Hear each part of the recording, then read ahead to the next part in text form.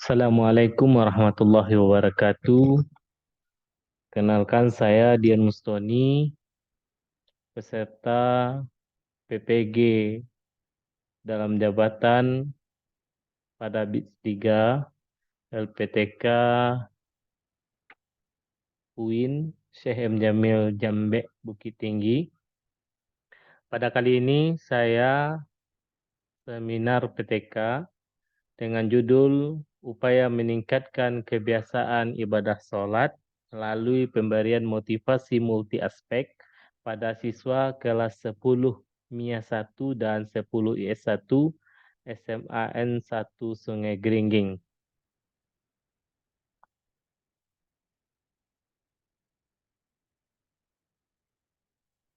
Pertama, terkait dengan latar belakang masalah,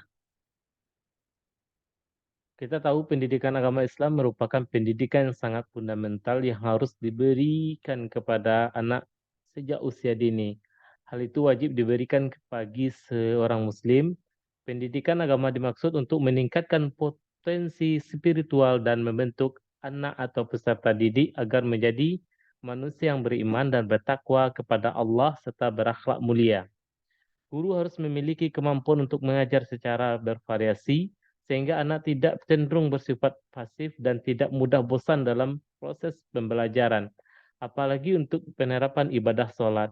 Pada usia SMA, maka sholat sudah menjadi kewajiban yang harus dilaksanakan.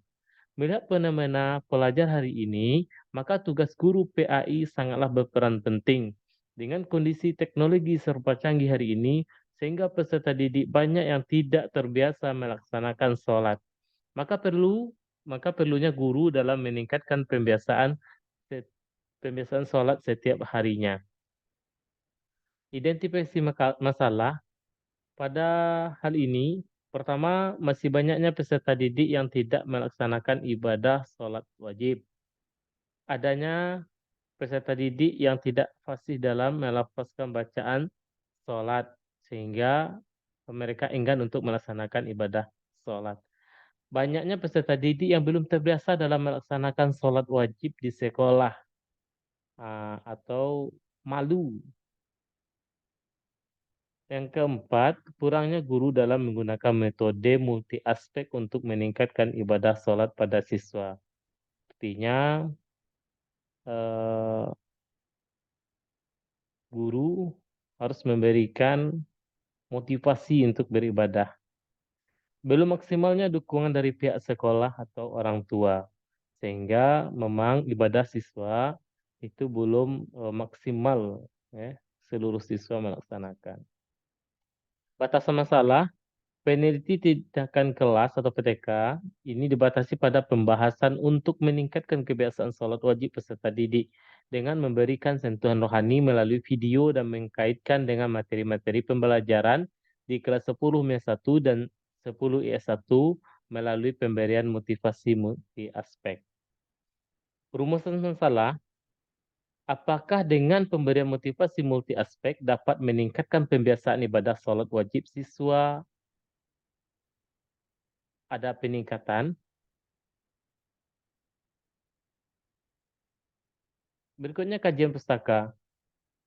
Salat adalah salah satu ibadah yang diperintahkan Allah Subhanahu wa taala yang terdiri dari beberapa ucapan dan perbuatan. Diawali dengan takbir dan diakhiri dengan salam yang didasari dengan beberapa syarat dan rukun-rukunnya. Salat mengandung unsur spiritual dan aktivitas fisik yang memberikan dampak relaksi jiwa dan raga dari segala ketegangan dan menciptakan satu perasaan damai dan puas. Motivasi adalah serangkaian sikap dan nilai-nilai yang mempengaruhi individu untuk mencapai hal yang spesifik sesuai tujuan individu. Sikap dan nilai tersebut merupakan satu invisible yang memberikan kekuatan untuk mendorong individu dalam mencapai tujuan. Selain itu, motivasi dapat diartikan sebagai dorongan individu untuk melakukan tindakan karena mereka ingin melakukannya. Apabila individu termotivasi, mereka akan membuat pilihan yang positif untuk melakukan sesuatu karena dapat memuaskan keinginan mereka. Motivasi multi aspek terdiri dari kata motivasi, multi dan aspek. Yang dimaksud motivasi adalah unsur yang mendorong seseorang untuk menggerakkan, mengerjakan sesuatu. Multi aspek artinya beragam bentuk.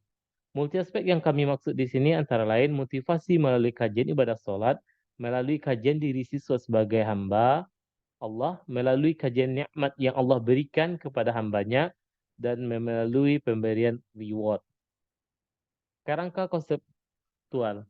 Nah, pada kondisi awal, kita lihat permasalahan sedikitnya siswa melaksanakan ibadah sholat wajib atau sholat 5 waktu.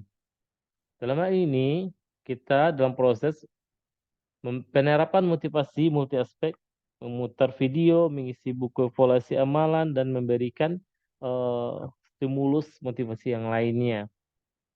Di siklus 1 dan siklus setelah itu, pada siklus 1, kita memberikan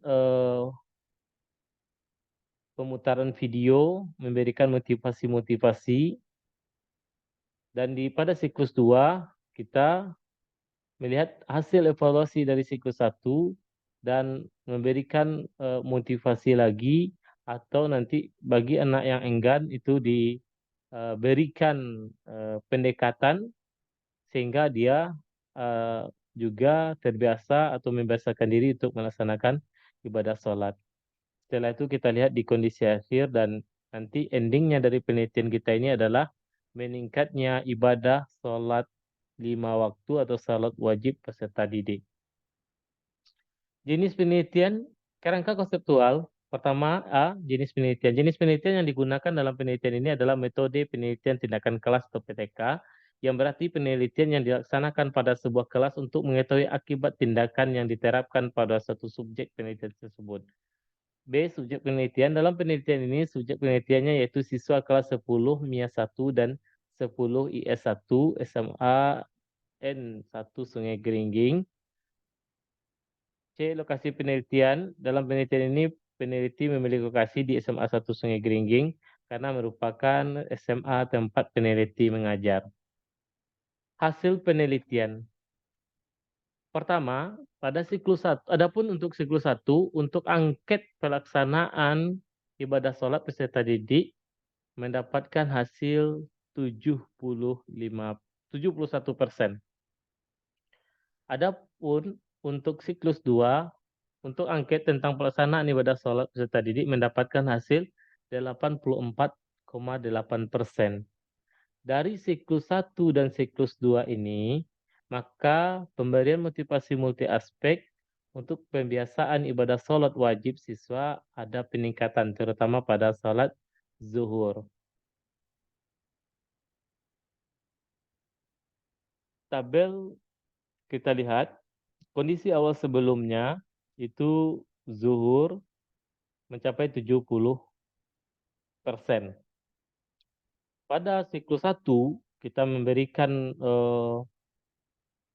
motivasi dengan kajian-kajian dan pemutaran video bagaimana hikmah dan pentingnya sholat, maka pada siklus 1 untuk sholat zuhur itu 84,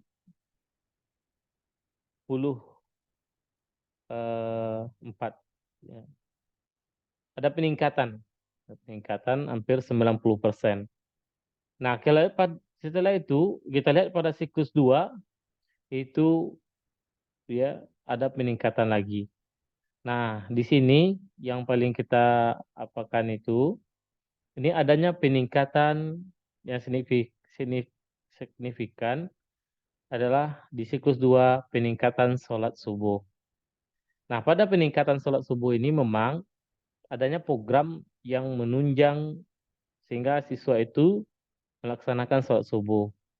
Ya, adanya program dari sekolah, yakninya absen subuh, maka inilah yang membuat sholat subuh lebih meningkat, ya, bahkan mengalahkan sholat maghrib. Nah, seperti itu. Jadi peran dari sekolah ini sangat menentukan juga.